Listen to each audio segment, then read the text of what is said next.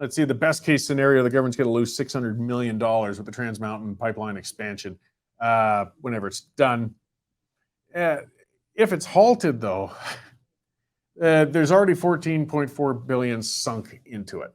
That's something that the budget office is also saying. Like, it's amazing how badly the government has screwed up this expansion. It's outrageous. It's outrageous. We had Kinder Morgan happily wanting to put private dollars in there, build that pipeline. It wouldn't have cost you a nickel as a taxpayer. If the government had gotten out of the damn way, that thing would already be flowing. It would be going. And look at this. Look at the world oil prices. The whole country would be benefiting by expanded sales of our resources to a world that's desperate for energy.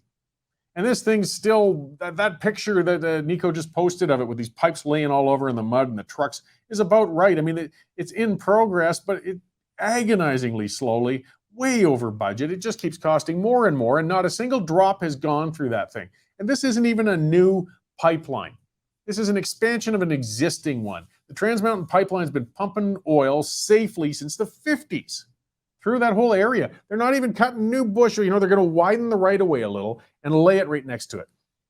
And this lunacy, this anti-pipeline bullshit that's constantly going on from activists and others, and I'm sick of it. I worked in the oil field for a long time. Your average urban citizen doesn't even know what a pipeline looks like. They don't realize how many out there. They don't realize how safe they are. Get out there, they walk in the bush, they cross a big cut line, they don't even know they just walked across a major pipeline. Wondering, when they're walking their dog in the city and they got a big, long, winding parkway that's narrow, chances are, look around when you cross a fence or something, there's probably a sign, you're probably walking on a pipeline. Pipelines aren't evil, guys. But they're sure costing us a fortune as we do mountains and mountains of regulation and paperwork and applications and pandering and consultations. How many consultations did we really need? Look at the route of the Trans Mountain line. Once you get out of Alberta, and most of Alberta is through farmland and private land, and the owners are, again, it's an expansion of an existing line. They'll get paid for it. They're fine with it. Then you get into the mountains in BC. There's nobody living within miles of most of this thing. A lot of the areas that go through, yes, absolutely. There were First Nations communities nearby. Those First Nations communities were not adversely impacted by the main line for the last 60 years. This wasn't going to hurt them either. But here we are with this thing still mired, half built, laying out there. There's people working on it. They get terribly upset. I mean, yeah, Brian says he works in the batch, and yeah, the average Joe has no idea out there. No, and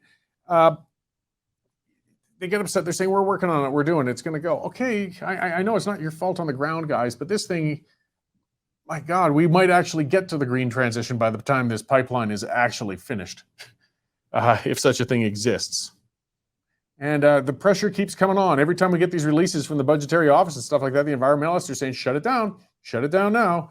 I despise it when they try to play business people. Look at it. It's not economical. Look, if it wasn't, there wouldn't have been private companies wanting to do it in the first place. The only thing that made the pipeline unviable was the damn government and the permits. And then you see the problem is, while the government pissed around and stared at their feet and messed around with this pipeline, a whole bunch of all those applications that were already done, all those studies, that cottage industry of HSE maggots who just create more and more burdens and more paperwork and more legislation, expires. They always put expiry dates on those things.